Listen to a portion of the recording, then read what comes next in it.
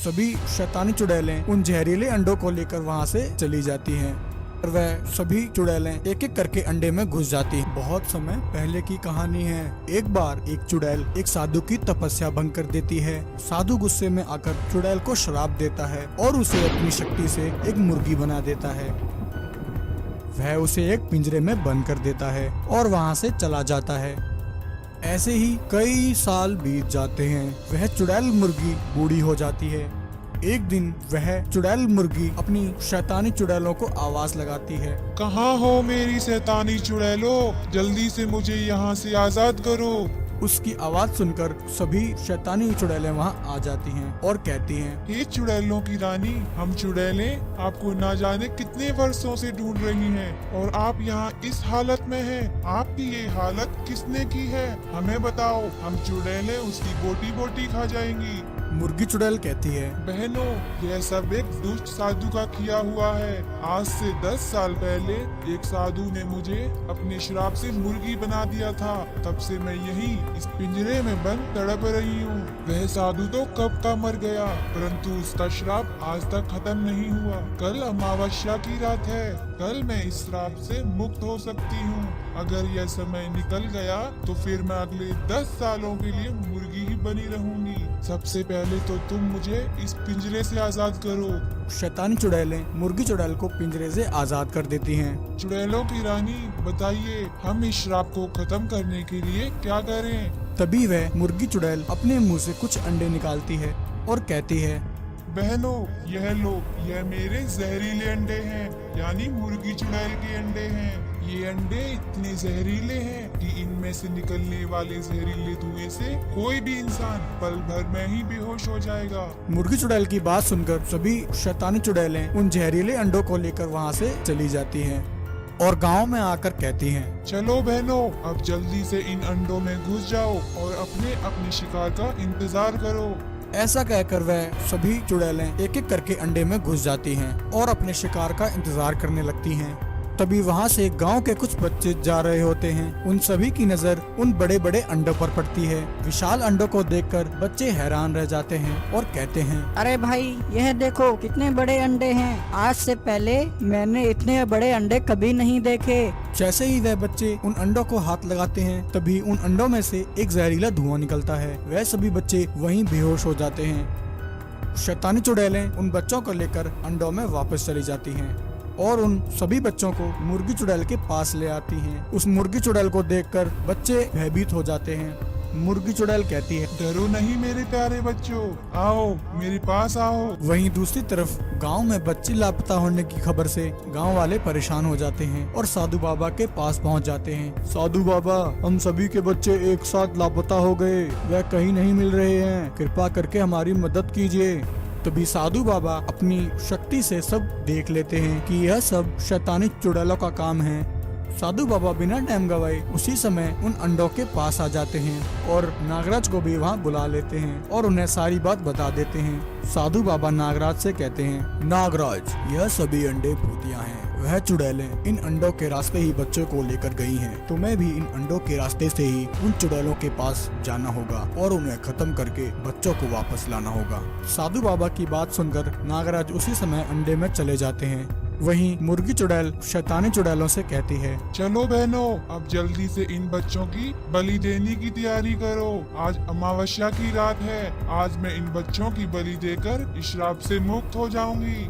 सभी चुड़ैलें उन बच्चों की बलि देने की तैयारी कर रही होती हैं कि तभी वहाँ नागराज आ जाते हैं। नागराज कहते हैं, अरे दुष्ट मुर्गी चुड़ैल, इन मासूम बच्चों को छोड़ दे, वरना मैं तेरी खाल उधेड़ दूंगा। नागराज की बात सुनकर मुर्गी चुड़ैल को गुस्सा आ जाता है। वह कहती है, बहनों, पकड़ लो इसे भी, आज इन बच्चों के साथ इसकी भी बलि देंगे। ऐसा कहकर वह सभी चुड़ैलें नागराज की तरफ दौड़ती हैं। तभी नागराज अपनी शक्ति से उन सभी चुड़ैलों को मुर्गी बना देते हैं और उन्हें एक पिंजरे में बंद कर देते हैं। मूर्ख चुड़ैलों, अब तुम सब इस पिंजरे में सड़ती रहो, तुम्हें यहाँ बचाने के लिए कोई नहीं आने वाला। ऐसा कहकर नागराज उस गुफा का दरवाजा बंद कर देते हैं और सभी बच्चों को लेकर गांव वापस चले जाते हैं। ऐसा कहकर मोटू कालिया राक्षस तालाब में छलांग लगा देता है। शेर महाराज उसी समय जंगल से चले जाते हैं एक समय की बात है, भूख से व्याकुल मोटू कालिया राक्षस और चुड़ैल एक जंगल में आ जाते हैं। मोटू कालिया राक्षस कहता है, अरे चुड़ैल, कब से हम खाने की तलाश में ऐसे ही भटक रहे हैं। मुझे जल्द से जल्द खाना चाहिए, वरना मैं तुमको ही मार कर खा जाऊंगा। तभी चुड़ैल की नजर तालाब की मछलियों पर पड़ती है। उन बड़ी बड़ी मछलियों को देखकर चुड़ैल के मुंह में पानी आ जाता है। चुड़ैल कहती है, मोटू कालिया राक्षस, वह देखो, इस तालाब में कितनी बड़ी बड़ी मछलियां हैं। लगता है भगवान ने हमारी सुन ली। यह तालाब तो किसी स्वर्ग से कम नहीं है। चलो इन मछलियों को खाकर अपनी भूख मिटाते हैं। ऐसा कहकर मोटू कालिया राक्षस और चुड़ैल तालाब में छलांग लगा देते हैं और मछलियों को पकड़कर खाने लगते हैं।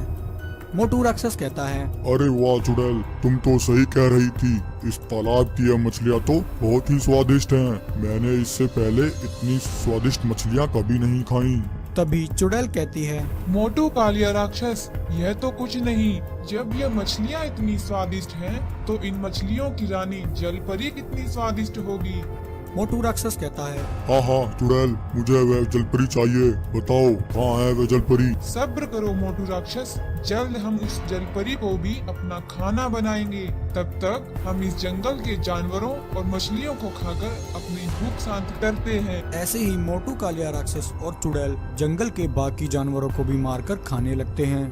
एक दिन ऐसे ही तालाब की कुछ जलपरियां आपस में बातें कर रही होती हैं। तभी वहां मोटू कालिया राक्षस और चुड़ैल आ जाते हैं। जलपरियों को देखकर मोटू कालिया राक्षस के मुंह में पानी आ जाता है। अरे वाह चुड़ैल, यह तो एक नहीं बल्कि दो जलपरियां हैं। अब मुझसे सब्र नहीं हो रहा है, मुझे ये जलपरियां खानी है। ऐसा कहकर मोटू कालिया राक्षस तालाब में छलांग लगा देता है।